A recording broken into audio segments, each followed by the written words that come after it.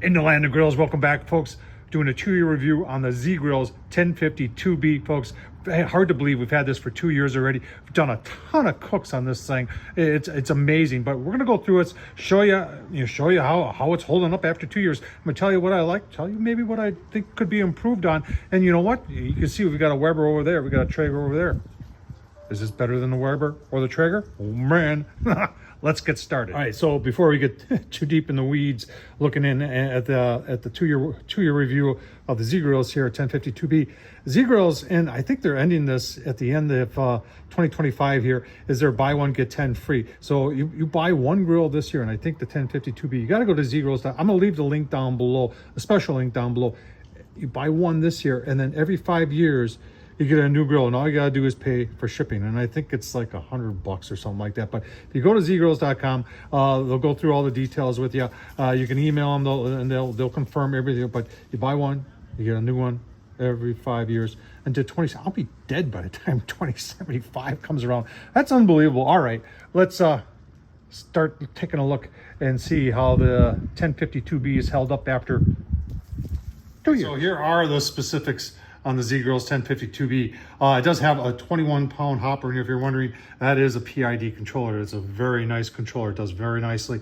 And there's all your dimensions. If you want to know height, width, they call it the 1050, but it's actually 1,080 square inches of cooking space, which is a lot more than that Traeger over there, which takes up a huge footprint in the garage. And the Z Grills takes up about the same footprint as the Weber Searwood does, the 600, but it's got 400 more square inches of cooking space than the Weber. You want to know why? Well, let's take a look. One of the reasons why this grill's got so much space is because they've done the bread box design, where it's not just an oval or something like that. It's a bread box, and it gives you 3 levels of cooking. And that's fantastic. I really like this. When I saw this the first time, I said, okay, somebody finally got it. And that somebody is Z Grills. And by the way, look at the little detail, attention to details here. This one got a felt gasket on the lid, so everything closes up nice and tight. Just very well done. If you're saying, well, Tom, I was on their website, I didn't see this dark red one. Tom Horseman of YouTube likes to modify. So I did paint that, and I did put that chrome stack on. So yeah, I got a chromie on my Z Grill. Right, let's take a walk around and just show you things that and how they've held up after 2 years. Front shelf, yeah, I did add that. PID controller, we're gonna talk a little bit more about that. 21-pound hopper. You can see you've got a window in it. A nice handle. Here's the first criticism. Would have loved to seen wheels, but Weber didn't put wheels on that one, and neither did Traeger. So I guess it's up to us. They do have a nice cord wrap in the back, and they do have a pellet dump on this grill. Nice back here that just, you know, there's no vents here that you have to worry about the rain, the wind, and the snow getting in there. Everything vents more traditionally like I've always said, like a pellet grill should. You do have a probe port right there, so you can put the probes in. Nicely done. I have upgraded on the grease hopper there, but the original one that came with it works just fine. And it's nice to have a real shelf on the bottom.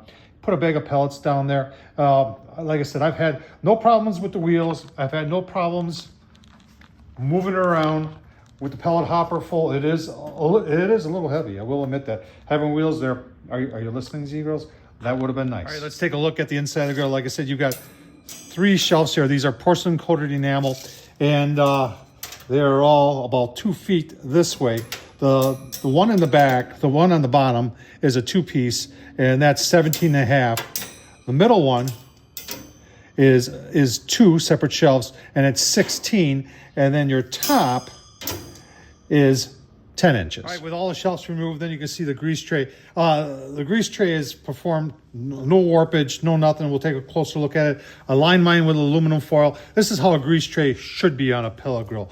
It covers the entire bottom. It's sloped going that way. It goes to a trough.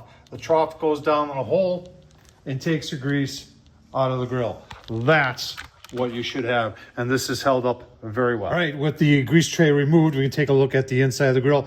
And next up is your heat deflector. Now, heat deflectors on pellet grills sometimes have a tendency to burn through because there's a lot of direct flame on them, or they warp.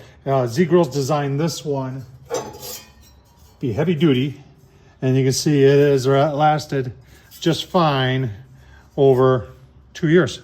Nicely done by Z-Grills. All right, so there's your burn pot. There's some debris on there, but you can see that is stainless steel. There is a hot rod in there. Everything is original equipment on this grill. Everything is operated just fine. Now they have this little hole here, and they talk about how that's like an ash catch.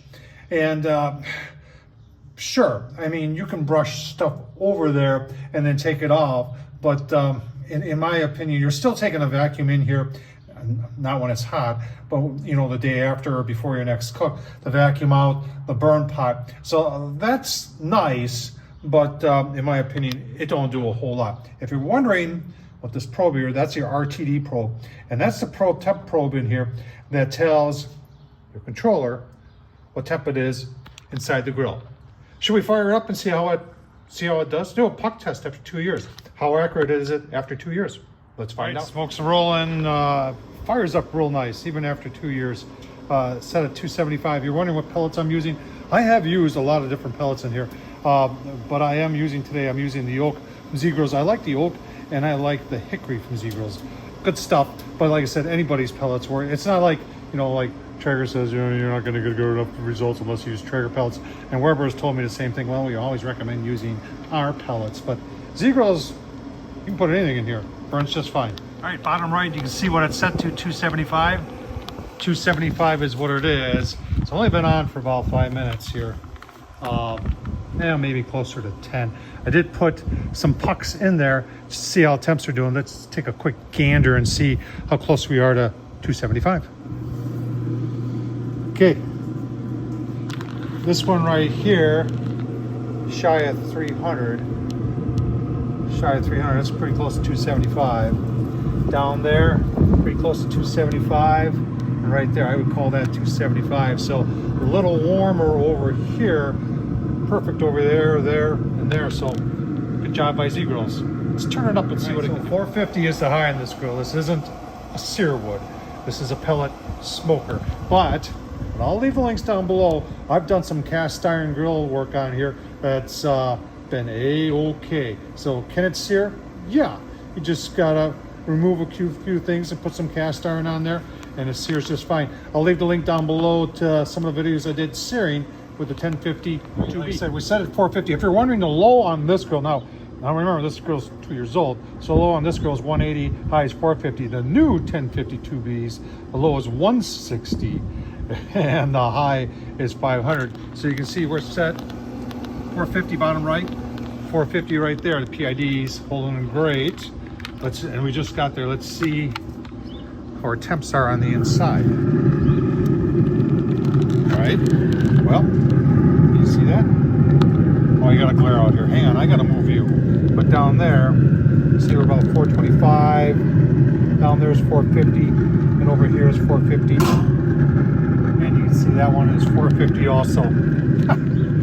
So shut her down. My final thoughts on the 2-year review of the Z-Grills 1050 2B Smoke Beast. My final thoughts on the Z-Grills 1050 2B Smoke Beast. Folks, I tell you, after 2 years, and I don't think I've cooked on it in a couple months, fired right up, held temperatures really well. Remember, the PID that's in this thing right now is now an upgraded PID 2 years later, so it does a little lower, does a little hotter. It's got the Wi-Fi. They've got that rapid ignite now in this thing, although this one started up within, I'm going to say 8-10 minutes, something like that. But very reliable pellet grills came from Z-Grills. I've cooked on this one, but I've cooked on not every Z-Grills, but I've cooked on a lot of the Z-Grills, from the most affordable ones up to their most expensive ones. This one falls right in the middle. And the fact that it's got a lot of square inches on the inside, remember this has got 1,050 square inches on the inside. That's a big deal when it comes to cooking for a lot of people. This thing can do it, folks. I've showed you how it's done in the past. I'm gonna leave some links down below, how I did cast iron steak, a couple other things, the original review, and a couple other cooks I did on it. Plus I'll leave the link to Z-Grills, and if you could, use that link, because that tells Z-Grills that you saw it here at Tom Horseman at YouTube. That's all it does. Thanks for watching, folks. Take care.